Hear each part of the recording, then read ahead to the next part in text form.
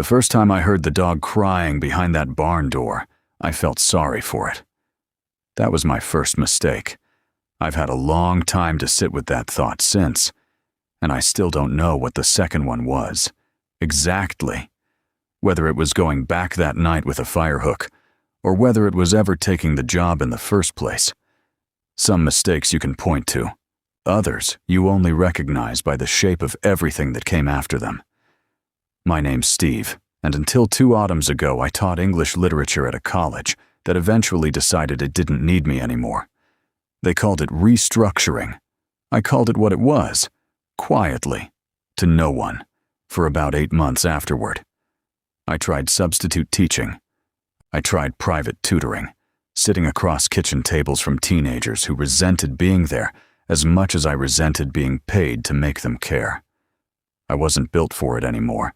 I was 53 years old, and I'd stopped setting alarms, stopped answering emails, stopped doing much of anything except feeling guilty about not doing things, which is its own special kind of exhausting.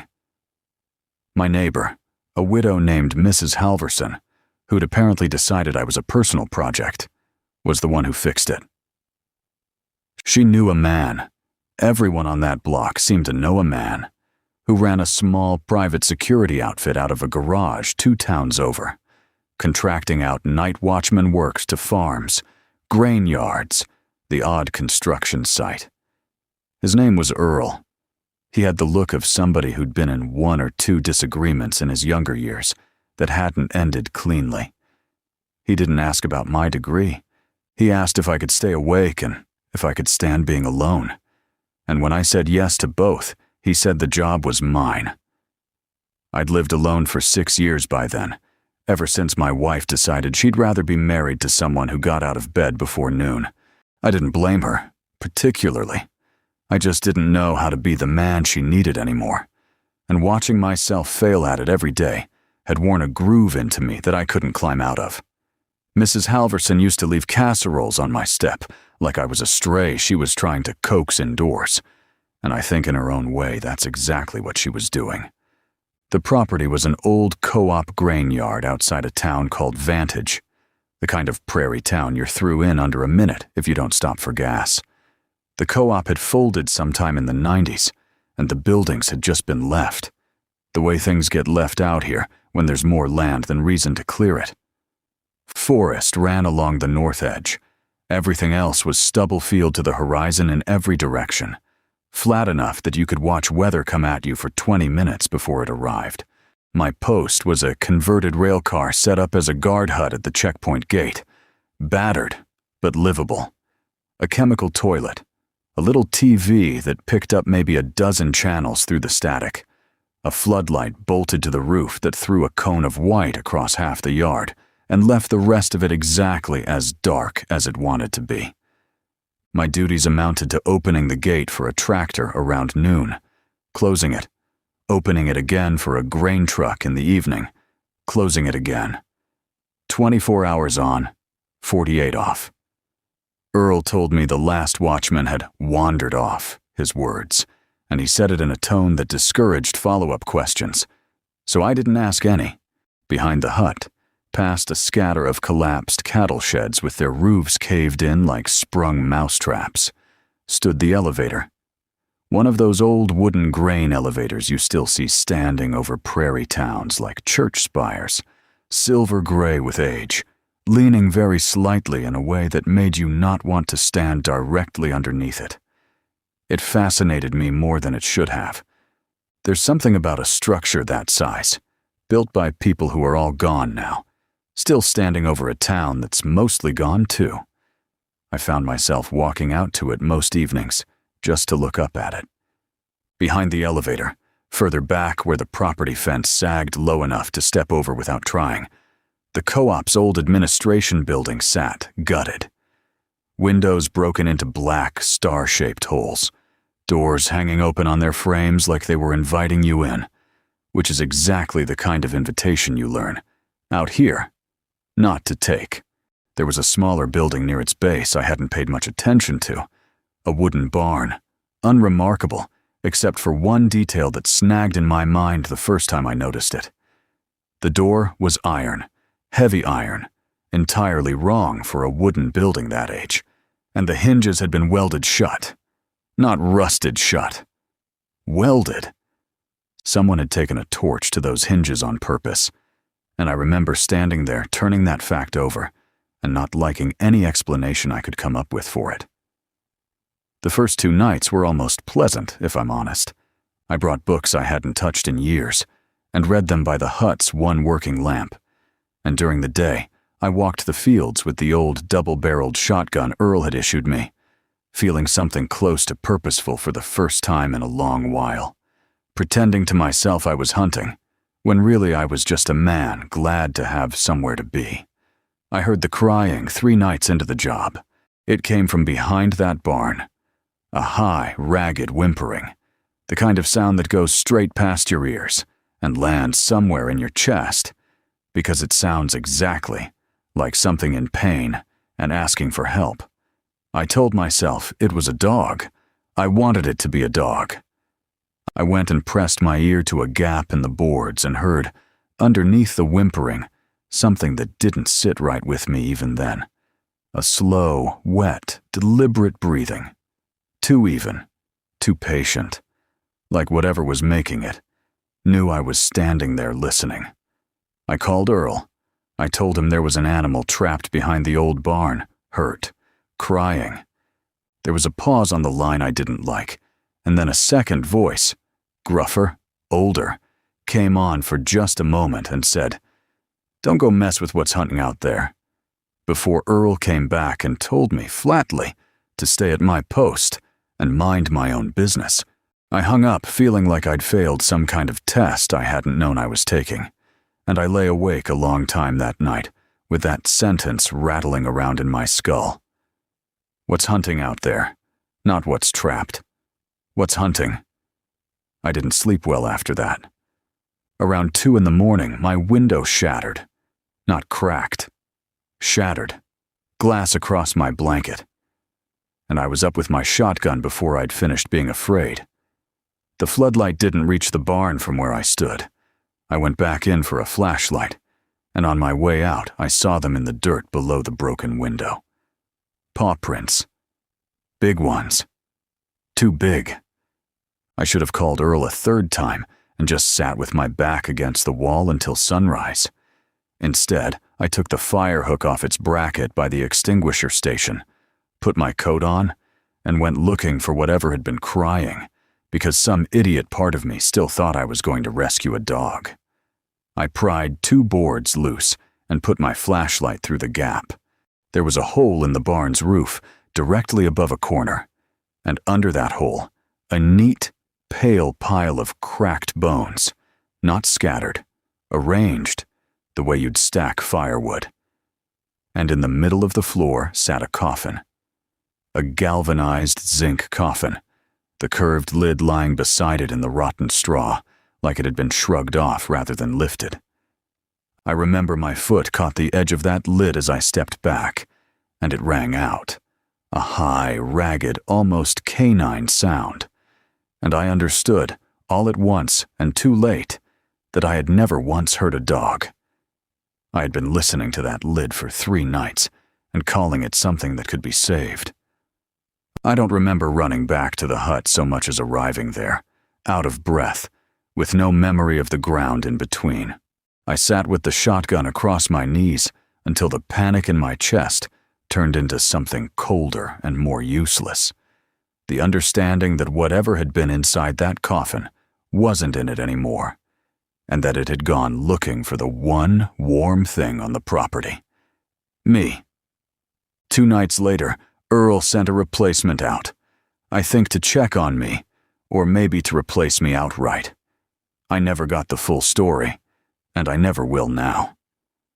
I heard the truck before I saw the headlights, and I felt something in me loosen with relief, right up until a man's voice called out across the yard, cheerful, unbothered. "Hey buddy, you out here?" And then didn't finish the sentence. I want to tell you, I didn't hear the rest of it. I did. I'm not going to describe it. I'll tell you that I had the shotgun raised and I couldn't make my finger do what it needed to do. and by the time I'd found my nerve, there was nothing left to aim at that made sense to aim at. I saw it clearly for the first time in the floodlight, dragging what was left of him. I'll give you what I can stand to give you. It stood upright on legs built wrong for standing, thick and doubled at the joint, like something that should have been running on all fours.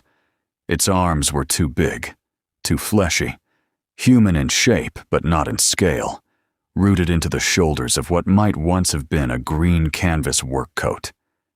Its head didn't match its body, patched and mismatched like something stitched together by someone who'd only been told what a face was supposed to look like, never shown one.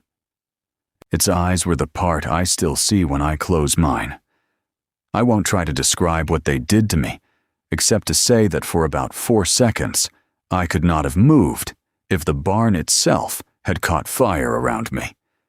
It hadn't seen me. The floodlight was in its eyes, not mine. It sat down over what it had caught and started to eat, and I used every ounce of whatever's left of my nerve to back away one slow step at a time, until the dark swallowed me too.